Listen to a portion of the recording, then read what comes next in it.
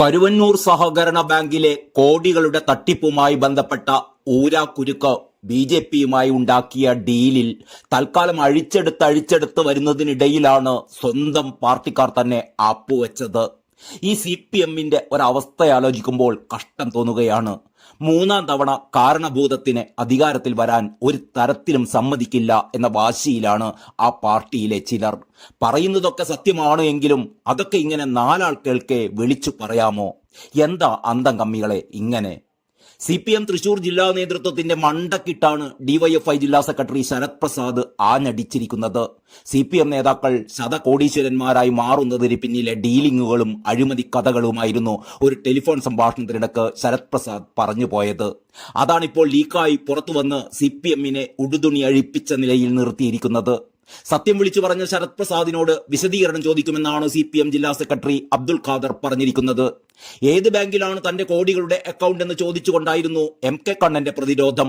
AC മൊയ്തീന്റെയും MK കണ്ണന്റെയും അനധികൃത സമ്പാദ്യം പരിശോധിക്കണമെന്നാവശ്യപ്പെട്ട് ആദായ നികുതി വകുപ്പിനും വിജിലൻസിനും അനിൽ അക്കര പരാതിയും നൽകിയിട്ടുണ്ട്. ആകെ ജഗപൊക. തൃശൂരിലെ CPM നേതൃത്വം അധോലോക സംഘമാണ് എന്ന് കൂട്ടത്തിലുള്ളവർ തന്നെ വെളിപ്പെടുത്തിയ സാഹചര്യത്തിൽ ആ കമ്മിറ്റി പിരിച്ചുവിടാൻ സംസ്ഥാന നേതൃത്വം തയ്യാറാകണമെന്നാണ് BJP-യുടെ ആവശ്യം. അയ്യപ്പൻ വിചാരിച്ചാലും ഈ കള്ളന്മാരെ രക്ഷിക്കാനാവില്ല. അല്ലെങ്കിലും അയ്യപ്പൻ ഈ കള്ളത്തിരുമാലികളെ രക്ഷിക്കാൻ പോകുന്നുമില്ല, എത്ര വട്ടം അയ്യപ്പ സംഗമം നടത്തിയാലും. തൃശൂരിലെ CPM കമ്മ്യൂണിസ്റ്റ് മാർക്സിസ്റ്റ് പാർട്ടിയാണോ അതോ ഡീലേഴ്സ് പാർട്ടിയാണോ എന്നാണ് BJP നേതാവ് MT രമേശ് ചോദിക്കുന്നത്. തൃശൂരിലെ DYFI ജില്ലാ സെക്രട്ടറിമാർ കുറെ കാലമായി വിവാദങ്ങളുടെ തോഴന്മാരായിരുന്നു.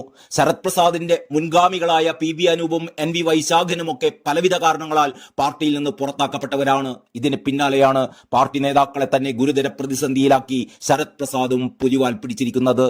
എന്തായാലും കപ്പലണ്ടി മൊയലാളിയും മെയ്തീൻ മൊയലാളിയും ഒക്കെ ഈ പാർട്ടിയുടെ ഐശ്വര്യമാണ് എന്നാണ് സോഷ്യൽ മീഡിയയിലെ പരിഹാസം.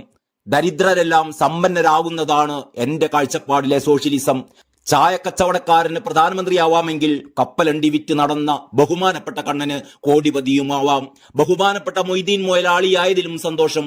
ഇതിനെയൊക്കെ കുറ്റം പറയുന്നവരെ അടിച്ചോടിക്കുകയാണ് വേണ്ടത്. മൊയ്തീനെ ആ ചെറിയ സ്പാനറിങ് എടുക്കുക എന്നാണ് ഒരാളിന്റെ കട്ടപ്പരിഹാസം.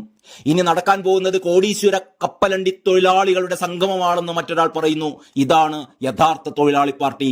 കപ്പലണ്ടി കച്ചവടം നടത്തിയവർ കോടീശ്വരന്മാരാകുന്നു. അരിമ്പൂർ പാഠശാല ഫേസ്ബുക്കിലൂടെ നടത്തിയ ഒരു നിരീക്ഷണം ഇതിലേറെ കൗതുകകരമാണ്. അതിങ്ങനെയാണ്: കാലമേറെയായി പൊതിച്ചോറ് വിതരണവും ചുക്കുകാപ്പി വിതരണവും മാത്രമായി നടന്ന് ബോറടിക്കുന്ന ഒരു DYFI സഖാവിന് മറ്റൊരു DYFI സഖാവിനോട് ഇതൊക്കെയല്ലാതെ മറ്റെന്താണ് സംസാരിക്കാനുള്ളത് സഖാക്കളെ?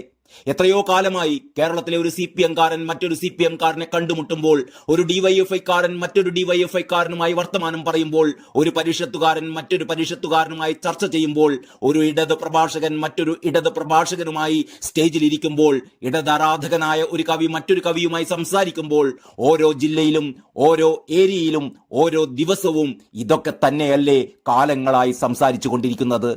ഒരു DYFI ജില്ലാ സെക്രട്ടറി പറഞ്ഞ ഈ കാര്യങ്ങളിൽ എന്താണ് പുതുതായിട്ടുള്ളത്? ഇതൊക്കെ അറിഞ്ഞുകൊണ്ടും ഈ പാർട്ടി ഇങ്ങനെ തന്നെയാണ് പോകേണ്ടത് എന്ന് ഉറച്ചു വിശ്വസിച്ചുകൊണ്ടും ഇതിനൊപ്പം നിന്ന് പറ്റി തിന്നുന്നവർ തന്നെയാണ് ഇന്ന് ഈ പാർട്ടിയിലുള്ള അണികളും ആരാധകരും വൈസ് ചാൻസലർമാരും സാംസ്കാരിക ന്യായകന്മാരും. അതുകൊണ്ട് ഇതൊന്നും കേട്ട് ആരും ഞെട്ടാൻ നിൽക്കണ്ട. ഈ പാർട്ടിയിൽ ഒരു ചുക്കും സംഭവിക്കാൻ പോകുന്നില്ല. ശരി, എല്ലാവർക്കും നമസ്കാരം. പുതിയ വാർത്തകൾ, പുതിയ വിശേഷങ്ങൾ അടുത്ത വീഡിയോയിൽ. നന്ദി, നമസ്കാരം.